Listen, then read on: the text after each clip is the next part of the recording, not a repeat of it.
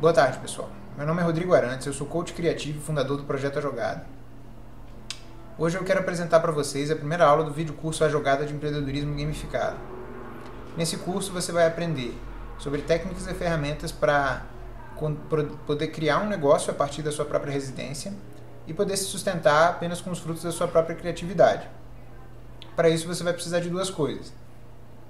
Primeira, criar um espaço criativo na sua residência, e você vai aprender como com os vídeos desse canal. E a segunda é dominar os princípios da metodologia jogada de empreendedorismo. Para isso você vai ter que assistir os vídeos desse canal e ler o livro que você pode encontrar na Amazon.com.br para Kindle, ou me envie um e-mail e eu te respondo com um PDF. Então vamos lá.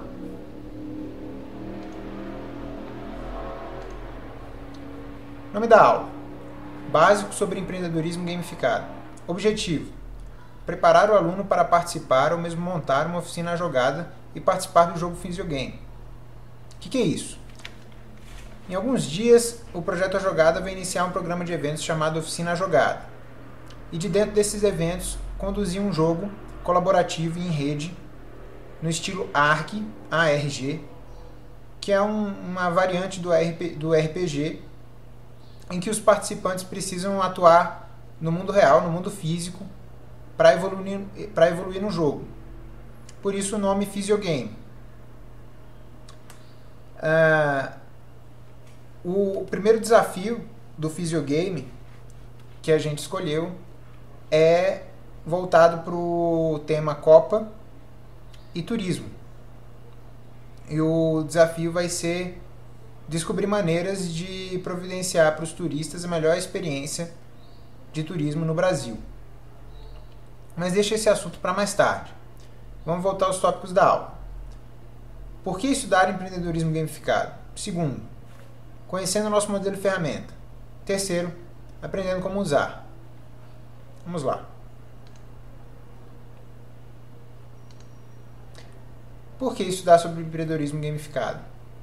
Bom, o mundo passa hoje por um momento difícil, que alguns têm chamado de a Segunda Grande Depressão.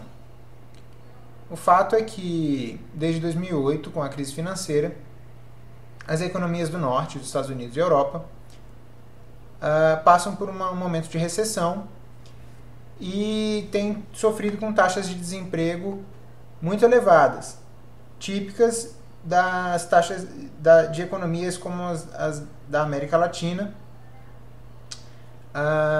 nas décadas de 80 e 90. Mas, por coincidência, o mundo passa por um momento de evolução tecnológica e científica em que uma revolução no empreendedorismo está acontecendo. Casos como o do menino Harley Jordan, um menino de 8 anos que ficou milionário com uma loja virtual de bolinhas de gude, estão ficando cada vez mais comuns e são a prova de que hoje, como em nenhum momento antes da história, hoje é possível você ter sucesso no mundo do empreendedorismo sabendo basicamente o que uma criança de 8 anos sabe. A gente deve imaginar que com 8 anos ele não saberia nada sobre administração, sobre economia, sobre design ou sobre programação. Enfim, pré-requisitos hoje para qualquer programa de empreendedorismo. Mas, ainda assim, ele teve sucesso. A história dele é que ele teve as bolinhas de gude roubadas no colégio. Ao chegar em casa ele quis adquirir novas e descobriu que não havia nenhuma loja virtual oferecendo esse tipo de produto naquele momento. Então ele convenceu os pais dele a investir nesse negócio. Os pais dele, no início, não acreditaram muito e também passavam por um momento de crise financeira na família. Mas, por fim, eles foram convencidos e a história teve um final feliz. O caso dele, que não é único, existe, se você procurar no Google, você vai encontrar um monte de outras crianças com uma história parecida, eu vou colocar alguns links na descrição desse vídeo, mostra o quanto que hoje basta criatividade e ter um pouco de inocência para você ter sucesso no mundo dos negócios. Inocência por quê?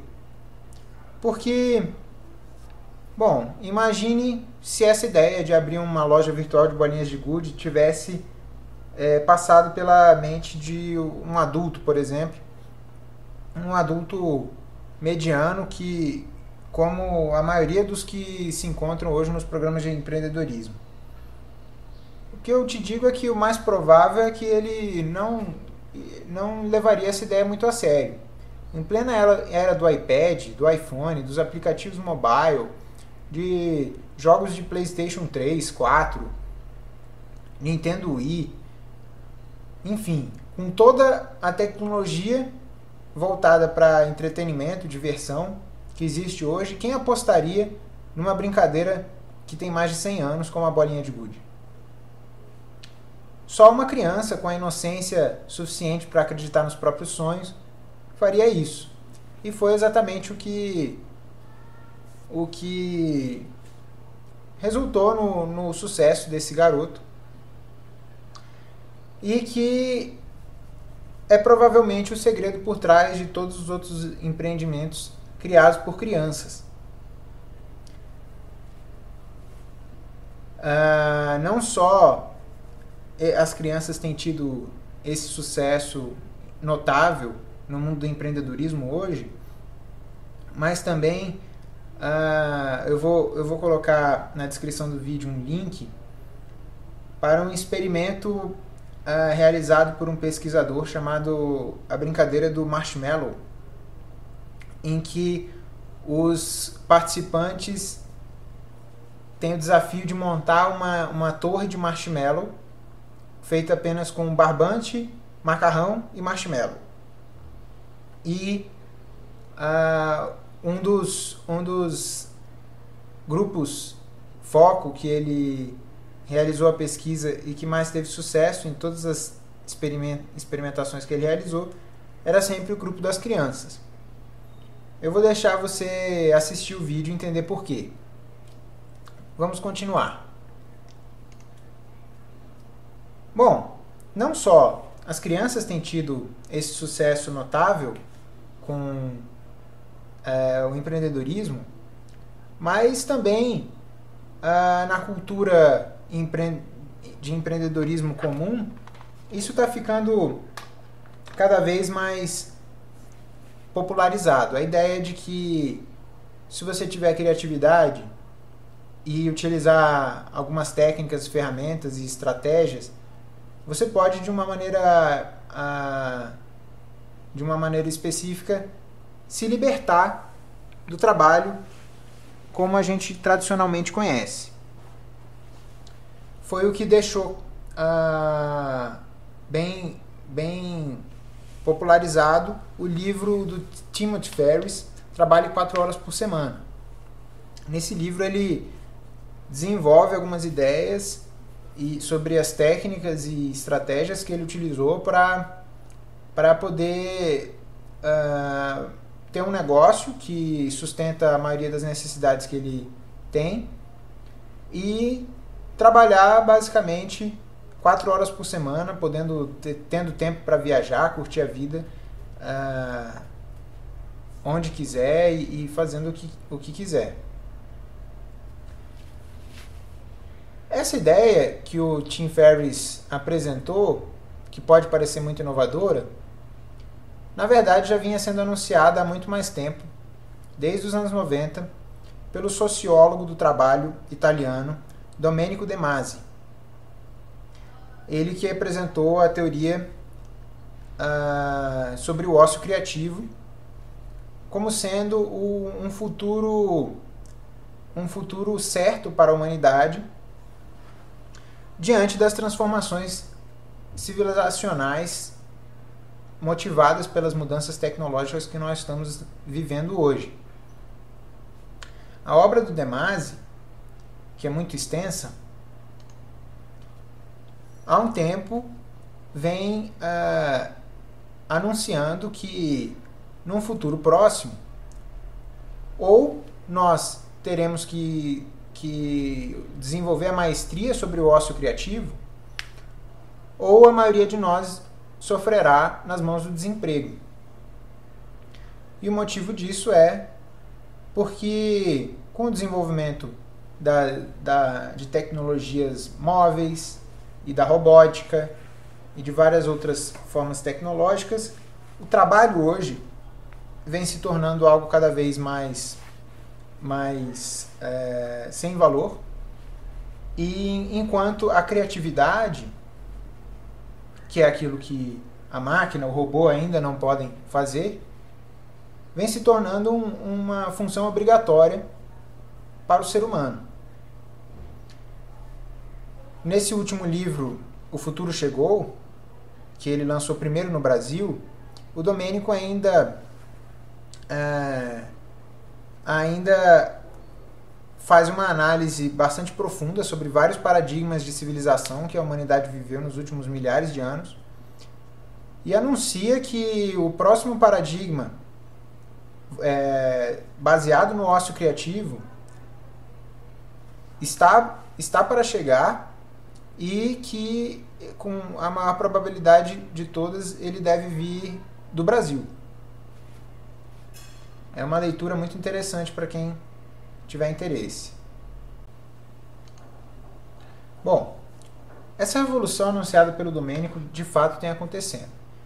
E eu quero aqui destacar alguns personagens muito importantes para essa revolução no empreendedorismo, que são o Steve Blank, autor do livro The Entrepreneur's Guide to Customer Development, e o Eric Rice, que foi aluno do Steve Blank e autor da Startup Enxuta. Ambos os livros têm sido a base da cultura de startup que tem se difundido pelo mundo, e basicamente pela ação da Fundação Kauffman, que administra e promove os eventos Startup Weekend. Esses eventos já foram realizados em mais de 400 cidades pelo mundo e já passaram por ele mais de 100 mil empreendedores.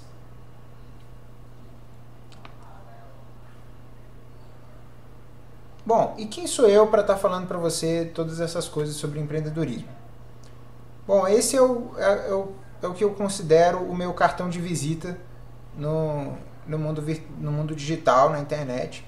É a minha página no Twitter, onde eu me classifico como coach criativo, gameólogo e filósofo da criatividade. Mas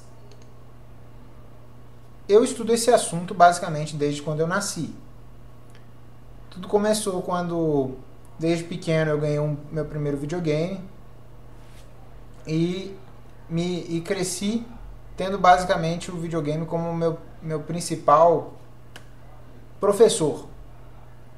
Por que eu digo isso? Porque hoje, com todo o estudo que eu desenvolvi, eu percebo que as experiências que o videogame me proporcionou para o aprendizado foram muitas vezes muito mais profundas e significativas do que até mesmo a escola e a universidade. Nos consoles eu gostava muito de jogos de corrida, de ação, de aventura, de luta. Mas no PC eu tive uma experiência de aprendizado fabulosa com jogos como Civilization 2 e SimCity 2000. Jogos que me influenciaram muito nas minhas escolhas posteriores, quando eu fui para a universidade e escolhi primeiro estudar na escola de economia e depois na de administração. Nesse período, eu também passei a sofrer de uma doença. Eu passei a sofrer de depressão, que foi uma coisa que me levou a mergulhar profundamente num caminho de peregrinação e busca por respostas para as minhas questões existenciais. E isso me levou a caminhar e conhecer pessoalmente muitas filosofias, culturas, escolas, técnicas, ciências relacionadas com o desenvolvimento pleno do homem. E foram influências que me levaram a realizar o trabalho que hoje eu realizo. Depois dessa experiência na faculdade, ao sair eu fui atraído para o campo no mundo dos negócios que eu considerava mais criativo, mais inovador. Era justamente o campo do empreendedorismo de startup, aquele que foi disseminado principalmente pela Fundação Kaufman e o trabalho do Eric Ries e Steve Blank. E eu tive acesso a esse campo fazendo parte da equipe Startup Farm. Foi um dos primeiros projetos de empreendedorismo brasileiros.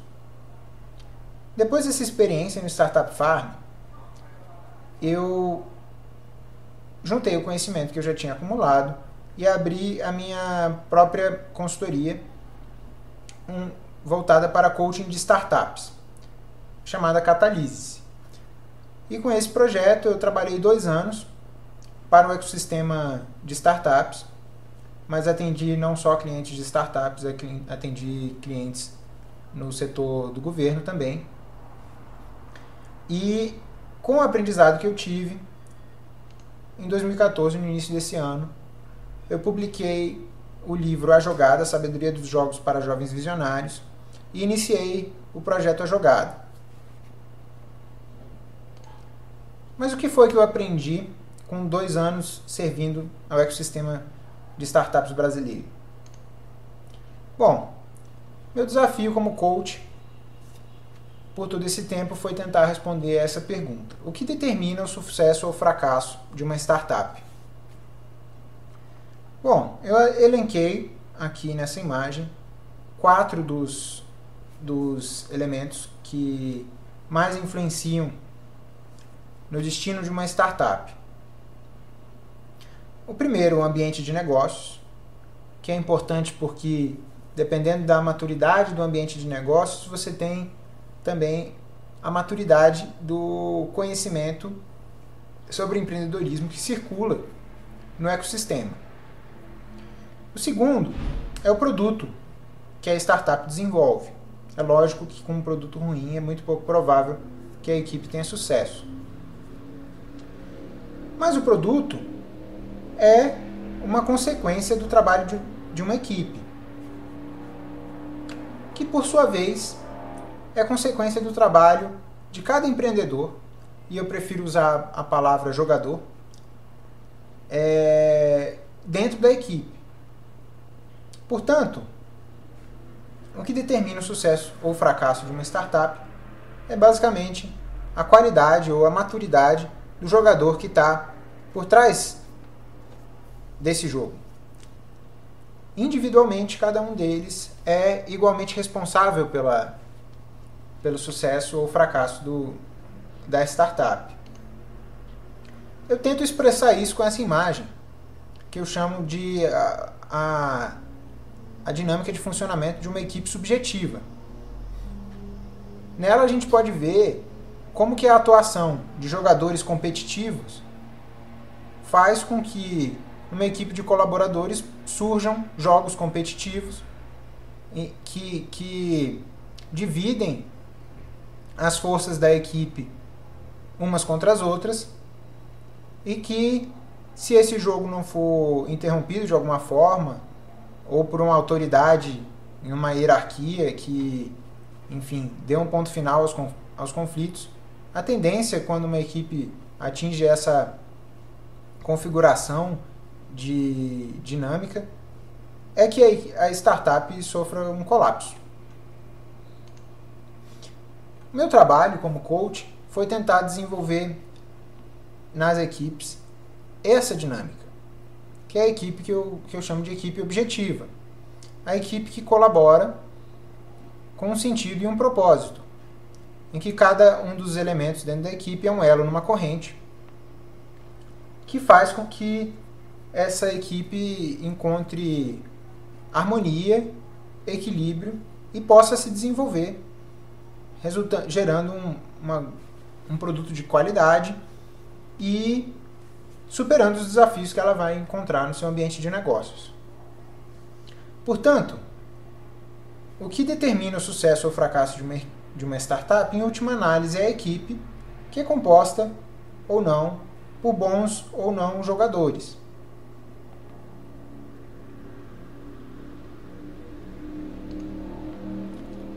As dificuldades mais comuns ao ecossistema brasileiro de startups que eu encontrei foram uma cultura empreendedora rasa. O que eu quero dizer com isso?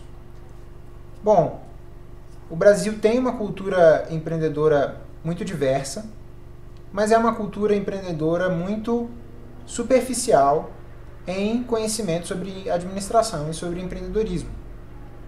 A maioria dos empreendedores no Brasil se arrisca apenas com a cara e a coragem e comete erros e desperdiça tempo e dinheiro, muitas vezes simplesmente porque ele não teve a atitude de abrir alguns livros e estudar. Isso é o que eu quero dizer com uma cultura empreendedora rasa. A maioria dos empreendedores não se aprofunda no conhecimento sobre empreendedorismo. E isso é algo que realmente tem um impacto muito notável se você observar de uma maneira mais distanciada. Segundo, é que eu encontrei muitos investidores no ecossistema brasileiro de startups, mas a maioria deles completamente inexperiente no mercado de tecnologia. A maioria dos investidores são novos entrantes nesse mercado e cuja experiência veio de investimento em áreas como bolsa, imóveis, enfim, investimentos em setores que nada tem relacionado com o mercado de tecnologia. Esses investidores muitas vezes também nasceram muito antes da internet, não tiveram uma relação com a tecnologia como a maioria dos jovens hoje tem, e eles visivelmente se sentem bastante ignorantes sobre o mercado de tecnologia, por isso eles arriscam muito pouco. Esse tipo de investidor e com esse perfil de capital, é muito pouco provável que realmente arrisque um investimento num mercado tão incerto como é o mercado de startup. Terceiro motivo, terceiro dificuldade que eu encontrei dentro do ecossistema de startups brasileiro foi uma confusão, uma interpretação errônea da metodologia startup enxuta, que é uma confusão muito comum, confundir pensar enxuto com pensar pequeno. O que significa? Significa basicamente que, da maneira como a metodologia startup enxuta tem sido aplicada, os empreendedores não conseguem desenvolver profundamente qual é a sua visão de negócio. E assim, eles acabam perdendo a conexão com o sonho que eles querem realizar, se perdendo dentro de uma metodologia que tem como base alguns princípios princípios científicos de validação de hipóteses, e assim eles acabam perdendo a motivação e abandonando seus projetos. Isso é algo que eu tenho visto assim de uma maneira muito massificada quase no ecossistema de startups em Brasília.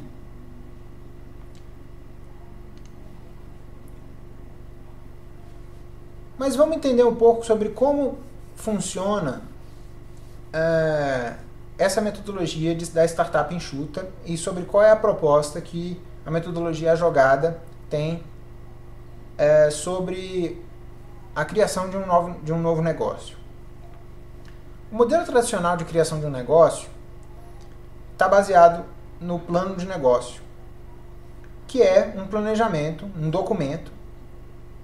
Essa palavra é importante, o documento, porque o documento é a ferramenta escolhida para desenvolvimento desse plano.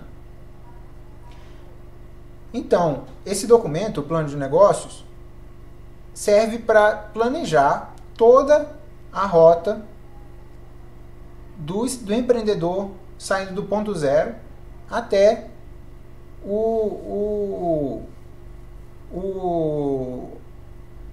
ponto em que o negócio se torna sustentável. Veja que todo esse planejamento, entre fundar uma empresa partindo da ideação de cada um dos detalhes até a realização de todos esses detalhes e de fato o funcionamento deles se validarem, é um enorme planejamento que precisa ser feito. E como nenhum plano é perfeito, os desvios do plano de negócios acabam sendo muito comuns. Assim como as possibilidades do plano ter falhas e no final, ao chegar onde o empreendedor intencionou no começo, se descobrir que o negócio estava sendo fundado em hipóteses que não eram realistas. Foi por isso que o Eric Ries desenvolveu o modelo que ele chama de startup enxuta, baseado em princípios da administração japonesa, que em outra oportunidade a gente pode falar mais. Mas a inovação que o modelo do Eric Ries trouxe foi a ideia de dividir o plano de negócio em pequenos planos de testes de hipóteses, em que a cada tentativa, a cada ação que a empresa realiza, ele pode testar uma hipótese e ter um feedback do mercado a respeito do que ele está desenvolvendo e se sobre suas hipóteses são ou não válidas para o posterior desenvolvimento do negócio. Então, dividindo todo o plano de negócio em pequenos passos, a metodologia Startup Enxuta serve para diminuir o risco que o empreendedor assume ao criar um novo negócio. O problema dessa metodologia, do meu ponto de vista, é que quando o empreendedor começa a aplicar essa metodologia, ele normalmente perde a noção de que ele precisa desenvolver um plano de negócio, uma visão de negócio completa e profunda, mas ao mesmo tempo ele precisa agir dentro dela com ações pequenas, ações que possam validar especificamente hipóteses-chave para o funcionamento do negócio dele. A lição que eu tiro disso é que uma startup não pode começar sem pensamento enxuto, mas também não pode ir muito longe apenas pensando pequeno, que é o que acaba acontecendo com a maioria dos empreendedores. Eles pensam pequeno, eles perdem a motivação inicial do sonho que eles querem realizar, e assim o negócio acaba sendo abandonado primariamente não por dificuldades que o mercado trouxe para o negócio, mas sim porque o empreendedor não consegue motivação para levar o empreendimento até as últimas consequências e até o sucesso. Foi pensando nisso que eu desenvolvi uma alternativa à metodologia Lean Startup Enxuta, que é a metodologia jogada. Ela está baseada nos mesmos princípios de Startup Enxuta. A única diferença é que eu coloquei essa metodologia em um framework diferente. Um framework circular, como você pode ver, e um framework que está preenchido com palavras que trazem para o mundo do empreendedorismo a simbologia que o mundo dos jogos utiliza. Assim, Da mesma forma, o plano de negócio pode ser planejado e colocado dentro de uma só ferramenta, mas ao mesmo tempo, cada ciclo, cada volta nesse ciclo, ou cada jogada que o jogador realiza, ele não está testando apenas uma hipótese, ele está testando todas as hipóteses que se encontram alinhadas dentro desse framework, graças a essa arquitetura, a essa geometria que essa ferramenta nos permite utilizar. E o propósito de toda essa reorganização é colocar sempre no centro de todas as decisões do empreendedor a busca pela sustentabilidade, fazendo com que ele busque não só sustentabilidade para o negócio, mas sustentabilidade para os próprios hábitos como empreendedor. Encontrei muitos empreendedores que tentavam criar um negócio sustentável, mas ele mesmo e os próprios hábitos não eram sustentáveis. Então é óbvio que ele não vai ter sucesso em levar o negócio dele a esse nível de amadurecimento. Bom, essa ferramenta, esse framework circular importado dos jogos, resulta numa ferramenta Canvas em formato de mandala. Ferramenta Canvas, lembra que eu mencionei sobre a importância da palavra documento a respeito do plano de negócios? Aqui, plano de negócio é um documento. Aqui, o plano de negócios é uma tela. Tela porque a palavra canvas em inglês significa tela, no sentido de tela que você pinta, por exemplo, uma tela que um pintor usa para pintar. As ferramentas Canvas têm se popularizado muito nessa nova onda da cultura empreendedora. Ela é o que a gente encontra no famoso Business Model Canvas e em muitos outros modelos ou frameworks que servem, que funcionam com essa mesma dinâmica, em que você não precisa voltar para a tela de um computador, editar um documento para fazer qualquer alteração no seu plano de negócio.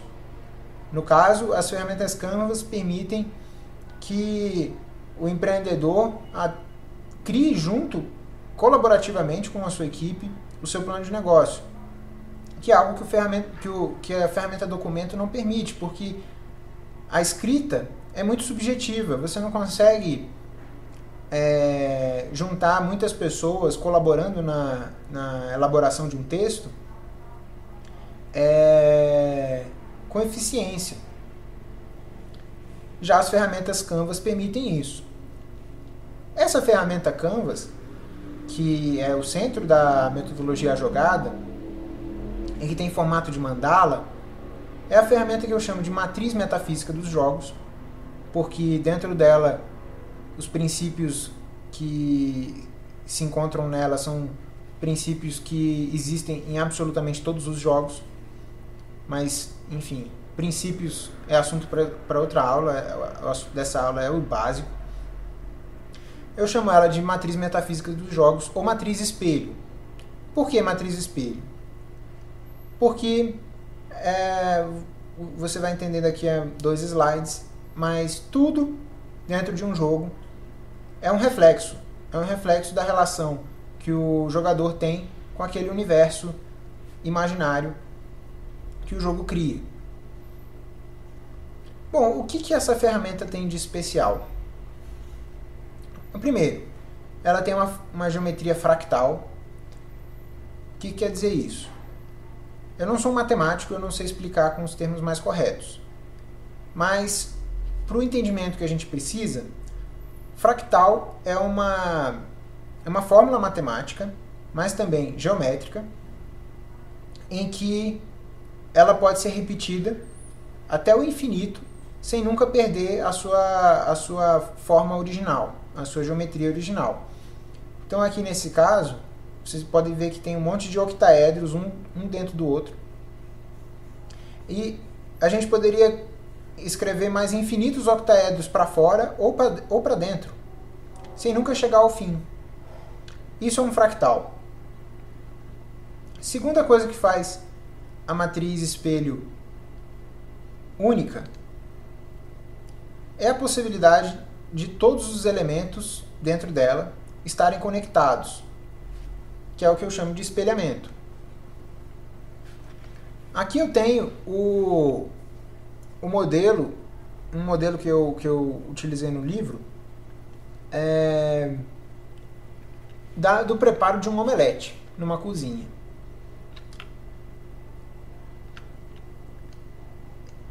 Então aqui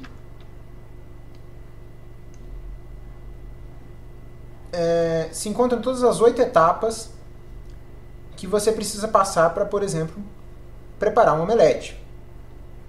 Preparar a refeição, estudar o modo de preparo, juntar o kit de preparo, você acende o fogão e aí o cozinheiro age até que o omelete fica pronto e está pronto a refeição para ser comida e, enfim, mata a fome. Você pode ver que o propósito do preparo dessa refeição é a nutrição. E aqui no espelhamento horizontal, você pode ver que de um lado se encontram os fins e do outro lado se encontram os meios para o atendimento desse propósito da nutrição. Esse é o espelhamento que a gente chama de horizontal. O espelhamento vertical é a mesma coisa, só que embaixo se encontram elementos que fazem parte da parte teórica da preparação do omelete e a parte de cima a parte prática.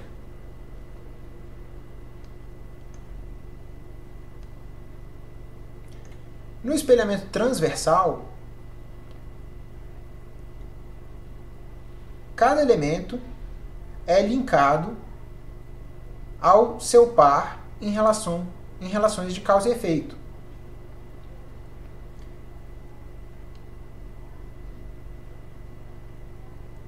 E no espelhamento diagonal, os elementos são linkados em quartetos, revelando a relação de finalidade ou de funcionalidade que eles têm em sequência.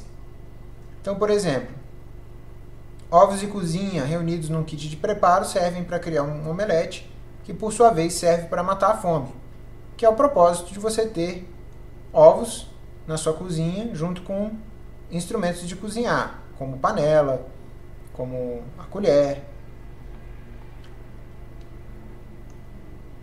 Estes tipos de espelhamento, quando são unidos todos de uma só vez, geram aquilo que eu chamo de espelhamento integral, que é basicamente quando você obtém um arranjo dos elementos na sua matriz que se encontra em perfeito equilíbrio.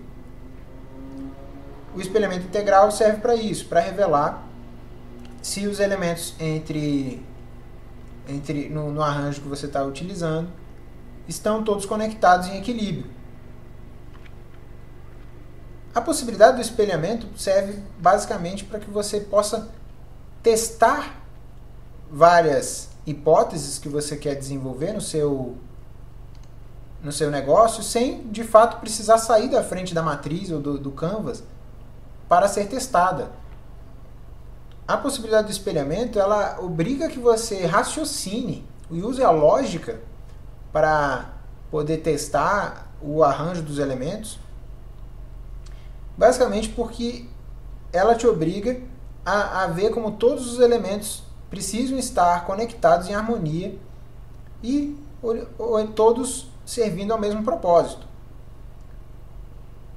Utilizando a matriz espelho, qualquer elemento que não esteja fazendo muito sentido fica muito mais destacado no arranjo que você estiver realizando do que em outras metodologias que a gente encontra por aí. Outra coisa especial que a matriz espelho tem é que ela é uma ferramenta jogo e é acessível a amplos tipos de usuários e finalidades de uso. Na educação, por exemplo, a metodologia jogada pode ter resultados extraordinários, porque ela nos permite, por exemplo, como eu realizei nesse experimento aqui em que gerou essa fotografia, que você junte 4 pessoas que nunca se viram antes com a missão de criar um negócio que seja possível ser criado apenas com as habilidades que elas têm, que elas juntas têm. Então você poderia pegar, por exemplo, 4 alunos e falar, olha, vocês têm aqui esses brinquedos e essas ferramentas e o objetivo de vocês é criar alguma coisa com o que vocês sabem.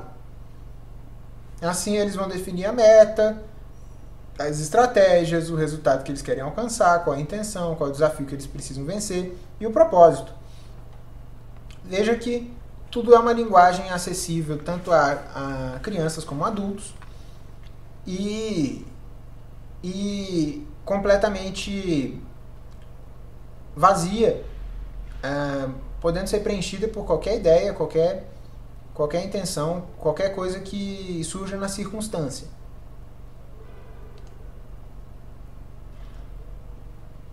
Outra coisa que ela tem, que é único, é que ela obriga a definição de um propósito como centro dos sistemas.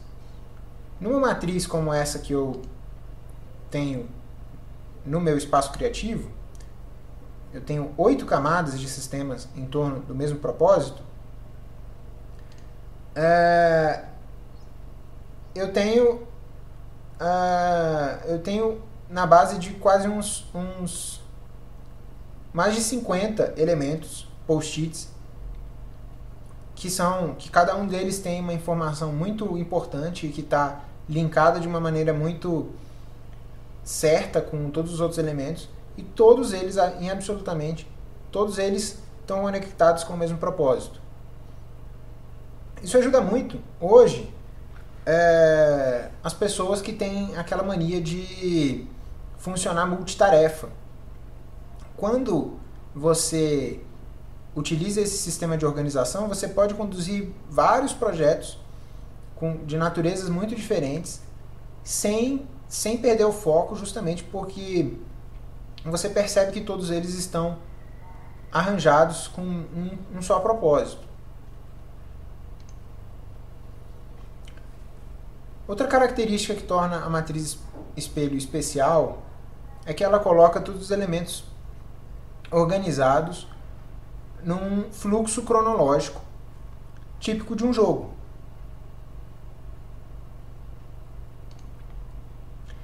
Aqui eu tenho o fluxo cronológico de uma jogada, que é o mesmo da conhecida jornada do herói das histórias infantis.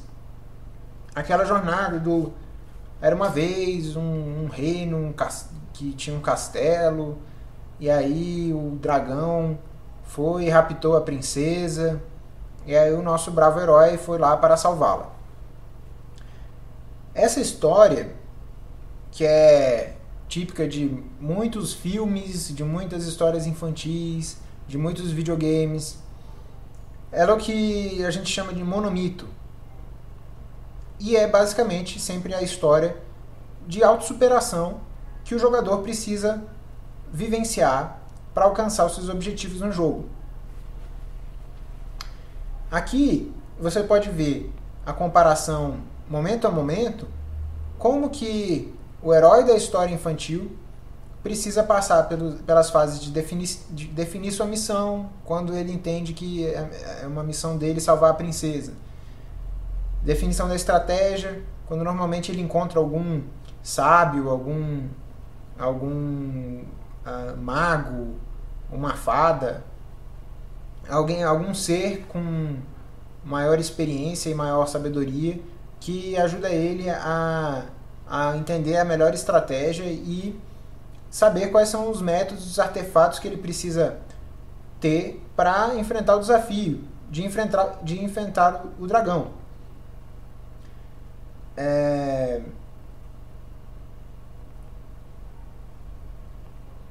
Depois ele reúne os artefatos, o herói vai atrás de, sei lá, a bala de prata, a espada, Excalibur, e utiliza a sua técnica de, enfim, como matar dragões, enfrenta o dragão e surge o resultado da sua jogada, que é a liberdade da princesa.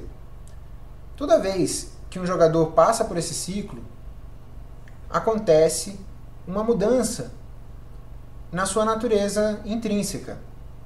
Toda vez que o jogador passa por esse ciclo, ele internaliza aquele propósito que ele precisou passar na própria identidade. Significa basicamente que ele evolui como pessoa, como jogador, como ser. Ele evolui e isso se reflete num novo status que ele assume. Isso acontece porque todo jogo, absolutamente todo jogo, tem esse mecanismo cíclico. Ação, feedback, score, status. Uma ação que gera um feedback na forma de um score que reflete na definição de um status. Todo jogo tem esse mecanismo que se repete até que algo aconteça, que é o que a gente chama de transcendência. Por exemplo, se você se lembra da sua infância, quando você brincava com algumas brincadeiras, alguns jogos, que depois você perdeu o interesse e parou de brincar, você sabe o que é transcendência. Você transcende sempre que aquela brincadeira, aquela experiência, aquele desafio, perde o seu aspecto desafiador. Você já dominou todas as habilidades, o conhecimento, para ter domínio daquele jogo, daquela brincadeira, e chega um ponto que você não precisa mais daquele aprendizado que está ali. Você transcende. Todo jogo tem essa mecânica. Mas existe a possibilidade também de você desobedecer essa mecânica. E você poder jogar o jogo sem, de fato, passar pela autossuperação. É como? Quando você trapaceia. Sempre que você trapaceia, você encontra um caminho mais fácil para chegar à sua meta. E assim você começa a desenvolver um status novo, um status falso dentro do jogo, em que você pode até sair vitorioso do jogo, mas você nunca de fato transcende. Por quê? Porque você nunca de fato obtém a maestria sobre os princípios de causa e efeito daquele jogo. Por isso que o bom sempre vence, o bem sempre vence nas histórias infantis, porque os maus que trapaceiam, que são corruptos, eles, a própria natureza de corromper-se torna eles menos poderosos no fim das contas, porque eles não evoluem até o ponto da transcendência dos elementos de causa e efeito do jogo. Bom, outra característica que torna a matriz espelho única é que ela oferece ao empreendedor a visão de estrategista. O que isso significa? Eu defino a visão de estrategista como uma visão sistêmica e uma consciência organísmica do empreendimento. Como assim? Bom, imagine que uma empresa seja um ser vivo. Portanto, ela é feita de células, e toda célula tem uma camada exterior e uma camada interior, onde se encontra o núcleo e onde se encontra aquilo que é único daquela célula, o DNA dela. Essa é a camada zero. ela trata da identidade da empresa, o DNA. Nela se encontram os valores que unem todos os colaboradores daquela empresa em torno de uma ideia só, valores só, de um só propósito, e que faz com que esses elementos funcionem organizados entre si. A primeira camada, camada 1, é a camada onde se encontra aquilo que a gente chama de planejamento estratégico de uma empresa, ou a inteligência. Ela é uma camada que, assim como a anterior, do DNA, ela é uma camada que trata basicamente de coisas abstratas. Ela trata apenas de conhecimento. Ela trata da missão e da visão. Ela trata da estratégia, técnicas e métodos que a empresa precisa empregar para alcançar o sucesso. Imagine assim, por exemplo, que arquitetos e engenheiros fossem construir um prédio. Todo o conhecimento necessário para criar todo o projeto, por maior que seja esse projeto, ele pode caber num simples pendrive ou até mesmo num HD. O que mostra que todo o conhecimento que está ali dentro é puramente abstrato. Toda a inteligência que está ali dentro é nada mais do que abstrações. Mas ainda assim, o resultado final que vai ser desenvolvido está diretamente relacionado com a qualidade do conhecimento, da inteligência que está ali dentro. Se o arquiteto não desenvolveu com inteligência o que está ali dentro, o resultado pode não ser tão bom. O que mostra que o recurso mais importante de qualquer empresa, de qualquer empreendimento, é sempre o conhecimento, a inteligência que está ali empregada. A segunda camada é a camada da arquitetura do empreendimento. Nessa camada eu adaptei os conhecimentos da metodologia Lean Startup, Startup Enxuta e Customer Development, que são o conceito de MVP, que chama Minimum Viable Product, ou Produto Mínimo Viável, que significa uma coisa muito semelhante à ideia de protótipo. Só que o MVP ele é um pouco mais minimalista do que o protótipo. Ele é quase que um protótipo de um protótipo. Ele serve basicamente para você identificar que existe interesse no consumidor em desenvolver aquele produto. Outro conceito muito importante que a metodologia utiliza é o do Business Model Canvas, que é uma das ferramentas mais utilizadas hoje para formação, para a criação de novos modelos de negócio. O CPM, que chama Critical Path Method, é um conhecimento extraído das metodologias de desenvolvimento de projetos. É uma metodologia matemática para você ordenar as ações que você precisa realizar para a conclusão de um projeto. Ferramenta e mão de obra. Então você pode ver como aqui a gente já encontra uma coisa bem mais concreta do que nessa camada anterior. Como metodologia, eu destaquei aqui a metodologia ágil, que no caso dessa ferramenta se trata basicamente do Scrum, que está na terceira camada, mas que a gente vai falar depois. O desenvolvimento, tratando de negócios que hoje surgem quase que na maioria obrigatoriamente já dentro de um meio digital. O desenvolvimento de software é o que acontece a partir da aplicação das metodologias ágeis. Os usuários, investidores, empreendedores, como jogadores do jogo Lean Startup, e as métricas finais. Essa é a arquitetura. Isso é o que eu chamo de arquitetura do negócio. E na última camada a gente tem o que eu chamo de operação do sistema. Então a gente vê que para visualizar a empresa como um organismo vivo, a gente precisa ter essas 4 camadas bem compreendidas pelo estrategista. A primeira é a identidade, o DNA.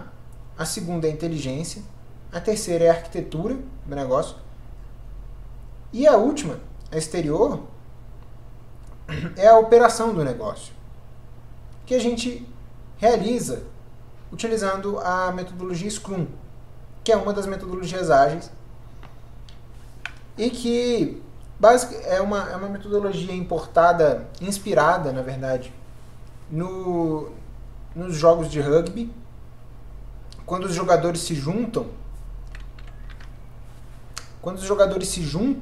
para tomar decisões sobre quais as ações que eles vão realizar na próxima jogada, é o momento que acontece o Scrum.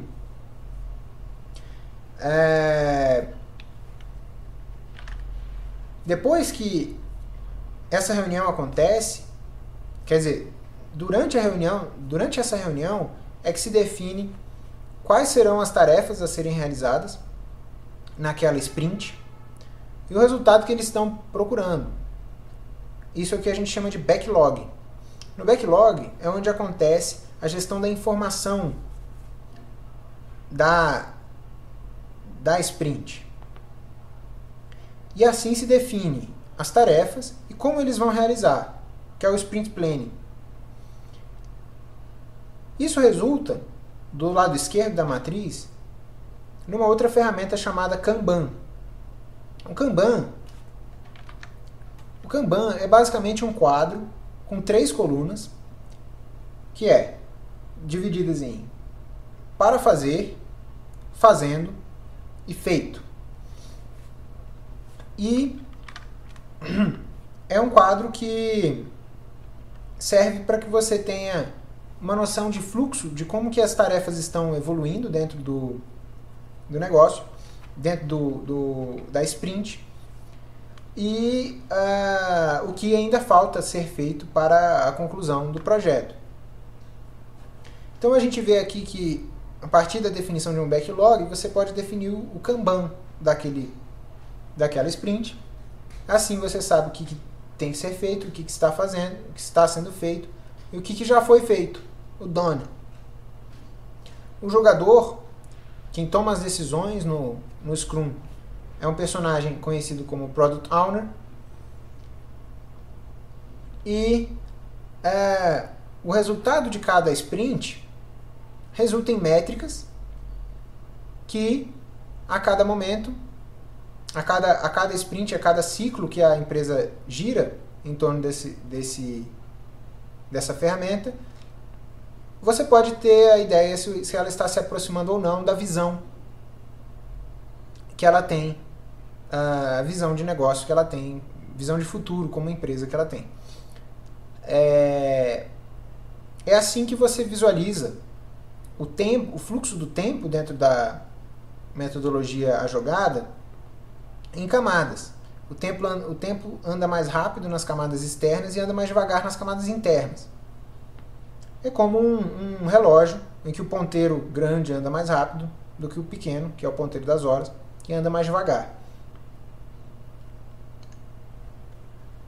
Bom, chegamos à parte de como usar.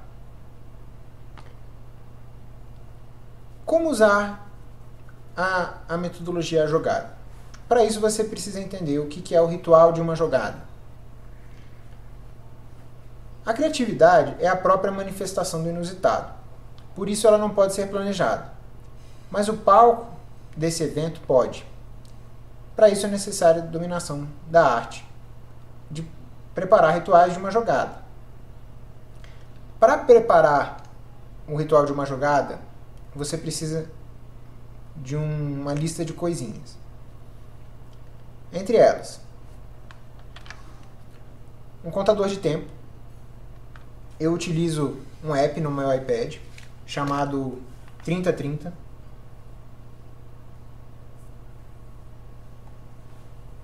esse app aqui.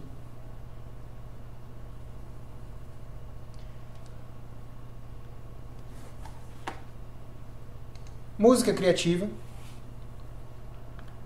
Eu sugiro música instrumental, música que não tenha vocal, que não tenha palavras. Por quê? Porque a palavra, você corre risco de compreender a palavra. E isso perturba o foco do jogador, que deve estar voltado para a jogada que ele está realizando naquele momento. Então por isso eu sugiro música instrumental. Eu gosto muito de música eletrônica, música clássica, e gosto muito de chorinho. Chorinho brasileiro. Você precisa ter uma matriz desenhada. Eu uso muitas vezes para jogadas simples. Eu desenho a matriz num caderno. Acho que não dá para ver por causa do brilho do monitor. Agora sim. Eu desenho ela num caderno ou numa cartolina, dependendo do volume de informação que você precisa administrar. Você pode escolher uma superfície menor ou maior. Post-its, caso você trabalhe com cartolina, é muito útil para, enfim, desenvolver um projeto mais longo. O caderno é essencial para você fazer anotações o tempo todo. Eu não gosto muito de utilizar qualquer ferramenta eletrônica para anotar qualquer ideia, porque a ferramenta eletrônica nunca é tão papum como o caderno, o bom e velho caderno. É uma tecnologia ainda insuperável para fazer anotações. E alguma ferramenta de busca no Google. Qualquer coisa serve. Um smartphone, um tablet, um computador. E se você também tiver ao seu alcance bons livros. Os livros acabam sendo sempre as melhores fontes de consulta, porque eles são o canal de comunicação que realmente vai a fundo no conhecimento, se a gente comparar com o que os artigos de internet fazem. E a arte de preparar uma jogada, ela consiste basicamente na arte de dominar, na arte de criar atmosferas criativas, que é o que eu faço no meu espaço criativo. E eu vou mostrar um pouco como funciona agora.